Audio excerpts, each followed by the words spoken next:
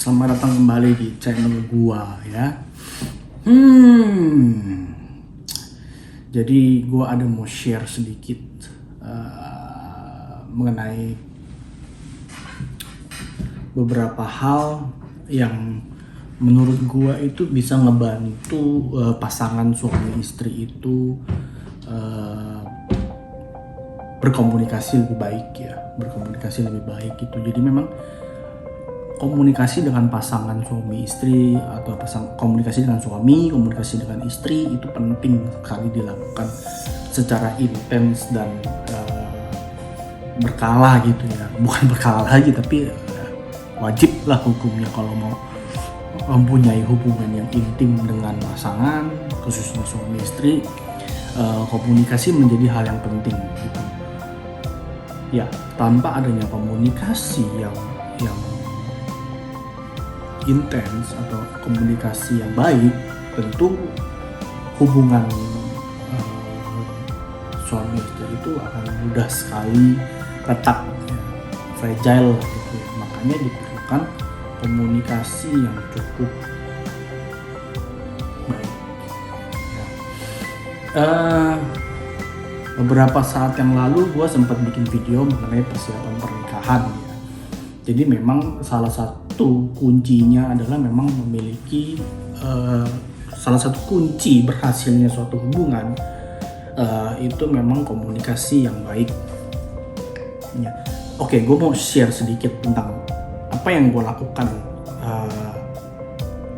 sama istri gue, sama bini gue supaya komunikasinya bagus, komunikasinya baik gitu ya. Jadi memang ada banyak cara ya, ada banyak cara supaya kita itu bisa berkomunikasi baik dengan pasangan. Ada banyak cara, catat nih, ada banyak cara gitu. Tapi mana sih cara yang gue lakukan? Mana sih cara yang memang menurut gue itu memang efektif ya? Menurut gue memang efektif. Jadi memang setiap pasangan berbeda-beda, cara komunikasinya beda-beda. Kalian tidak bisa atau lu tidak bisa menyamakan cara komunikasi setiap pasangan. Mungkin ada yang berkomunikasinya cukup lewat handphone atau memang lewat WhatsApp atau lewat via messaging gitu, ada gitu. Atau mungkin ada yang berkomunikasi supaya yang lebih kreatif lah ya, yang lebih kreatif itu mungkin lewat surat, ada juga gitu. Atau mungkin lewat gift ya, lewat hadiah gitu, ada juga gitu ya. Tapi itu cara orang gitu ya, cara gua mungkin sedikit berbeda ya, tapi mungkin ada juga yang sudah melakukannya gitu ya. Gua sama bini gua itu tipikal yang ya kalau bicara hanya ada perlunya aja gitu, kalau mau berkomunikasi hanya kalau ada perlunya saja gitu ya. Tapi ada gitu, misalnya gua itu membuat satu event, bukan event lah, mengadakan mungkin makan malam bareng, makan siang bareng, atau mungkin sebelum tidur itu akan ada pembicaraan intens ya kan. Dari gua pacaran sama bini gua itu pasti adalah gitu momen atau waktu yang cukup rutin di mana gua diskusi dengan bini gua ya. Dari semenjak pacaran pun udah begitu gitu ya. Jadi memang akan ada satu momen di mana satu momen rutin di mana gua diskusi sama bini gua gitu ya. Waktu itu juga sama ya, semenjak dari pacaran udah mulailah cara itu gitu. Gua lakukan itu gitu loh ya. Gue komunikasinya gimana sih gitu loh ya kan. Yang pertama itu ada topiknya ya. Kalian coba tentukan topik apa sih yang mau kalian bahas ya. Mungkin runutannya itu dulu. Pertama, topiknya mau apa dulu yang diomongin ya kan. Topik itu bisa penting, bisa nggak penting gitu ya. Kayak misalkan bercanda sama istri itu juga salah satu bentuk komunikasi ya kan. Kayak kadang-kadang gue tepuk pantat gitu ya, melalui bercandaan kecil-kecil seperti itu pun juga salah satu cara untuk berkomunikasi gitu ya. Misalnya gue isengin dia gitu ya, itu juga salah satu bentuk komunikasi gitu ya, untuk mempererat atau memperintim hubungan gitulah ya kan. Bercanda, terus ketawa bareng, nonton bareng. Kalau nonton bareng pun juga salah satu bentuk komunikasi gitu ya, untuk memperintim hubungan gitulah ya dengan pasangan suami istri gitu ya. Itu tadi gue lakukan, gue cari dulu topiknya, gue mau ngapain sih gitu loh ya kan. Ini contoh yang cukup umum lah ya. Kalian coba cari satu topik di mana kalian bisa berdiskusi dengan pasangan gitu, bisa berdiskusi dengan istri atau berdiskusi dengan suami gitu. Itu penting sekali dilakukan ya. Jadi ada komunikasi, jangan sampai tidak ada komunikasi sama sekali ya kan ya. Atau mungkin misalnya kayak besok misalnya istri nanya besok mau makan apa ya, atau mungkin minggu depan mau makan apa ya gitu, juga boleh dijadikan topik gitu lah ya kan. Atau mungkin bentar lagi mau liburan nih, yuk kita rencanain liburan bareng misalnya, itu juga boleh ya kan. Any kind of topic is okay ya. Mungkin mau sesi keterbukaan, mau cerita sesuatu, mau curhat sesuatu pun boleh ya kan. Makanya gue bilang topiknya itu bisa macam-macam gitu loh. Ataupun hanya sekedar flirting gitu, menggoda pun boleh, gak masalah gitu lah ya kan. Ya kan, itu kan memang hubungan suami istri itu memang harus mesra ya kan. Jadi memang jangan suaminya dicuekin atau istrinya dicuekin, kasihan gitu pasangannya gitu ya kan. Jadi memang harus ada komunikasi ya kan. Oke, kita lanjut mungkin cara yang tadi. Tahap yang pertama adalah tentukan dulu topiknya ya, mau bicarain apa.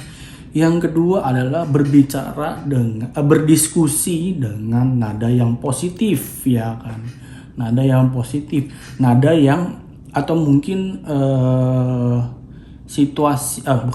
nada yang bisa menimbulkan intimasi gitu.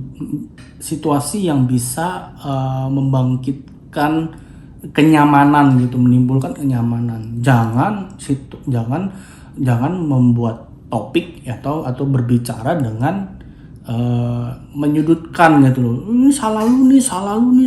Namanya juga jangan begitu ya kan. Istri atau suami adalah partner hidup gitu ya. Kalian sampai mati bersama itu bersama istri atau bersama suami gitu ya. Jadi memang perlu membangun komunikasi yang positif gitu loh ya kan. Ya mungkin ya ada kalanya di mana kita saling mengkoreksi diri tadi ya, sesi keterbukaan. Misalnya kayak, sorry nih yang kayaknya cara kamu kurang tepat dalam mendidik anak misalnya gitu. Atau mungkin dari istri ke suaminya bilang, kok kamu males-malesan kerja sih gitu. Harusnya kan sebagai kepala rumah tangga kan harus bekerja lebih giat gitu, atau mungkin cari kerjaan gitu loh supaya bisa menghidupi keluarga ya kan. Memang tugas suami gitu.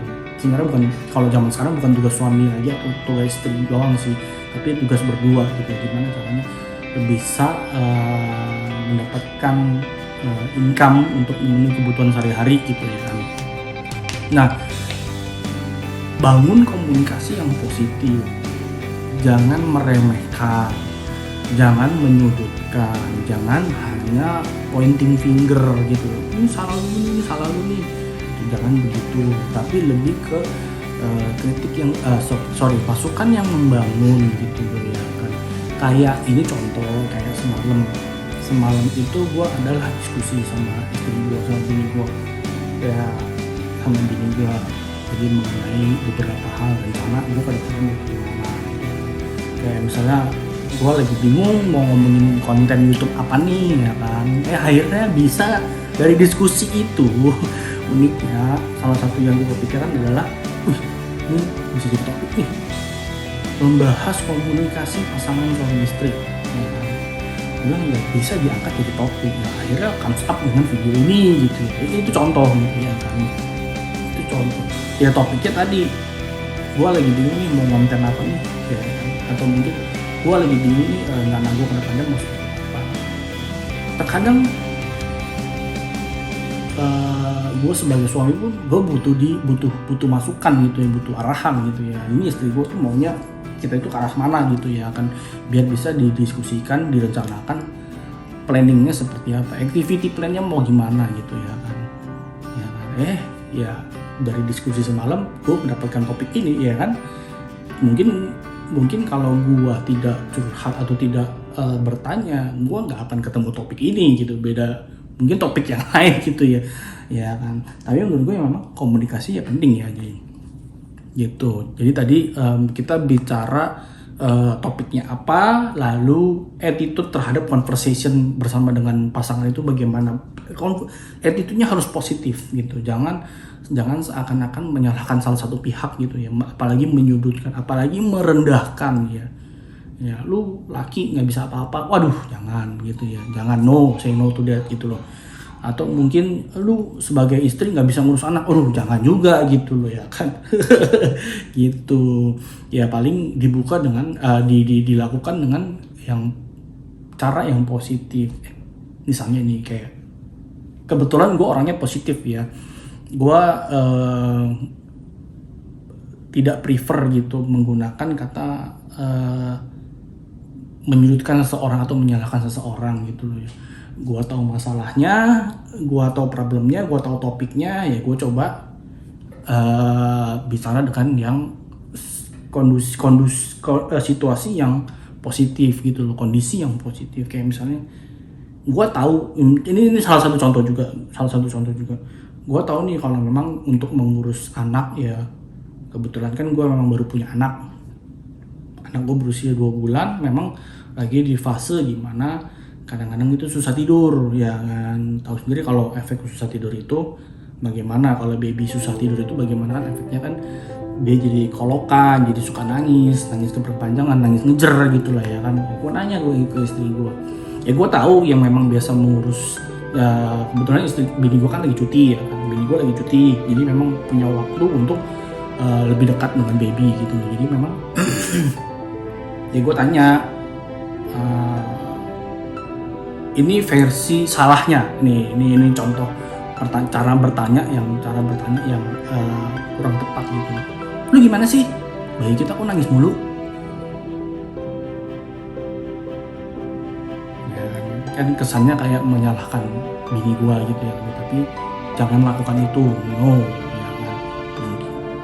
Cara yang lebih baik adalah seperti ini versinya nih, ini versi yang lebih tepat gitu ya, yang kayaknya gue lihat anak baby kita karena susah tidur ya, gimana ya cara mengatasinya gitu ya, cara mengatasinya supaya dia lebih mudah tidur. Atau mungkin gimana cara kita kan banyak tuh di internet sleeping training sleeping ya, melatih baby untuk tidur gitu ya kan. Ada, mungkin kita perlu gali lebih dalam kali ya cara-cara menidurkan baby gitu ya. Nah kan beda kan, vibe-nya lebih positif gitu ya kan. Dari situ ya akan ada diskusi, akan ada mungkin saran dan masukan, mungkin dari suami ada saran dan masukan juga gitu lah ya kan. Ya namanya ngurus anak kan memang tugas berdua ya, tidak bisa hanya diserahkan ke istri atau diserahkan ke suami, no. Tapi memang peran ayah dan peran ibu, peran suami dan peran istri itu dua-duanya memiliki peran masing-masing gitu lah ya kan. Ya itu tadi contoh. Atau mungkin dari istri ke suaminya gitu ya kan, ya mungkin suaminya misalnya suaminya, ini dari istri ke suami ya, misalnya suaminya itu memiliki masalah berat badan, atau mungkin memiliki masalah kegemukan misalnya aja gitu, jadinya kurang enak dilihat lah bodinya gitu ya. Anggaplah asumsikan situasinya seperti itu ya, mungkin dari istri yang ini versi kurang tepatnya ya, jangan dicontoh yang kok lu gendut banget sih gitu loh ya kan, sana olahraga gila, gak enak banget sih gue ngelihatnya kayak gitu kalau badan lu gendut gitu loh, bajunya pada nggak muat, baju udah kayak lemper gitu ya kan, pakai baju kan ketat gini, lemper jadinya ya kan. Nah itu jangan seperti itu caranya. Mungkin bisa dengan cara yang lebih vibe-nya lebih positif gitu. Misalnya ini yang waktu itu yang pernah gue coba lakukan juga gitu lah ya kan.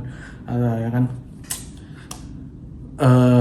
ini nih mungkin contoh yang lebih baik gitu lah ya dibanding yang pertama tadi gitu. Kesannya kayak menyudutkan, menyalahkan gitu. Jangan merendahkan gitu, jangan ya. Misalnya yang yuk kita mulai olahraga yuk bareng-bareng gitu supaya lebih semangat olahraganya gitu. Gue juga kayaknya perlu memperbaiki body gue nih, memperbaiki badan gue nih ya kan. Ya, kata-kata itu lebih enak kan, jadi ngajak bareng-bareng gitu ya kan. Atau mungkin bisa juga yang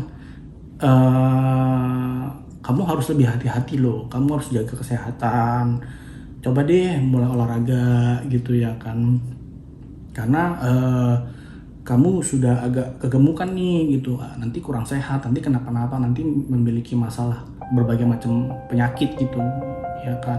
Yuk kita mulai olahraga yuk bareng-bareng, atau mungkin kamu perlu mau dibeliin apa, atau mungkin kamu perlu aku bantu apa gitu ya kan. Vibe-nya kan lebih positif ya kan. Itu kan ya metode cara-cara komunikasi itu memang harus bisa lah ya kan. Jadi memang sebisa mungkin komunikasi sama suami istri itu vibe-nya positif itu, jangan menimbulkan vibe yang negatif ya kan.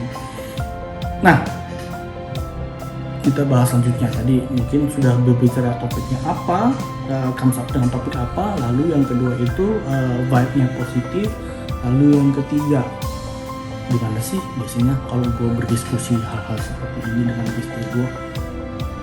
Kalau ngomongin lokasi, tempat, kapan, itu pertama bisa kapanpun, yang penting berdua ya, sediakan waktu berdua gitu ya kan. Kalau mau ngomongin lokasi bisa di kafe, bisa di ruang tamu, bisa di ruang keluarga, tapi berdua ya, jadi hanya berdua saja gitu ya kan, supaya komunikasinya lebih intens. Atau mungkin pas lagi tea time, mungkin lagi breakfast time gitu, mungkin lagi lunch time, lagi dinner time, boleh gitu ya. Itu bisa dilakukan kapan aja ya kan. Nah kalau ngomongin kayak gue semalam itu beberapa malam yang lalu gue diskusi di ranjang sama bini gue sebelum tidur. Gue diskusi ya, mungkin waktu itu lagi belum bisa tidur ya, gue akhirnya ngobrol sama bini gue. Itu diskusinya panjang, 1 jaman gue diskusi, apa juga gue omongin, apa juga gue diskusiin ya, supaya bisa rencana kedepannya mau seperti apa ya kan. Ya itu seru akhirnya tertidur sendiri. Gitu. Jadi memang kalau untuk komunikasi sama istri itu yang penting, sama bini gue tuh memang gue bisa kapan aja. Nah ini ya kan komunikasi itu harus bisa dilakukan kapan saja ya kan. Mungkin kalian sering dengar ya, sering dengar di sinetron atau di film-film gitu ya, apalagi khususnya tentang drama gitu ya. Pak, aku mau diskusi nih, boleh nggak sebentar? Nah, ntar deh, gue lagi sibuk. Nah, atau mungkin dari istri, mah, papa pengen diskusi nih, gitu ya kan.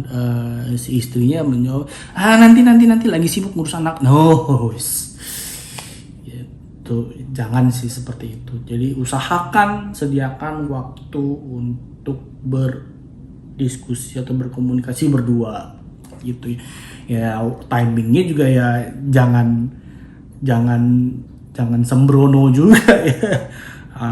Suami lagi berak, istrinya kucuk, yuk diskusi ya, gue lagi berak gitu ya. Atau mungkin istrinya lagi netein anak gitu, atau lagi ngasih makan anak, yang diskusi ya jangan gitu juga gitu ya. Lihat situasinya juga, mungkin kalau lagi senggang ya diajak lah diskusi, ada yang perlu didiskusikan nih gitu ya kan. Tuh. Nah itu tadi lokasi, timing bisa kapan aja, yang penting keduanya lagi santai gitu ya kan. Jangan lagi sibuk, lu ajak diskusi malah distracted gitu, malah percuma, jadi komunikasinya, diskusinya akan nggak komprehensif gitu lah ya kan. Selanjutnya, kenapa sih kita perlu berdiskusi, berkomunikasi cukup intens dengan pasangan?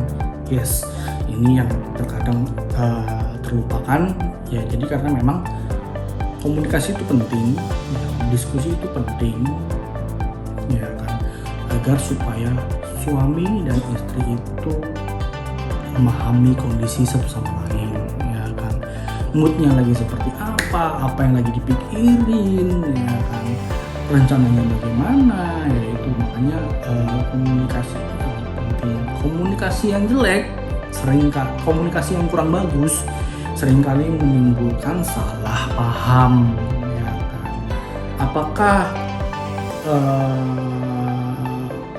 hubungan badannya cukup, ya kan, jangan sampai udah lama nih tidak berhubungan badan, skip terlalu lama, akhirnya jadi cari di tempat lain, ya kan, gitu ya. Kalau memang lagi pengen minta jatah ya bilang gitu loh, ya kan, tapi jangan skip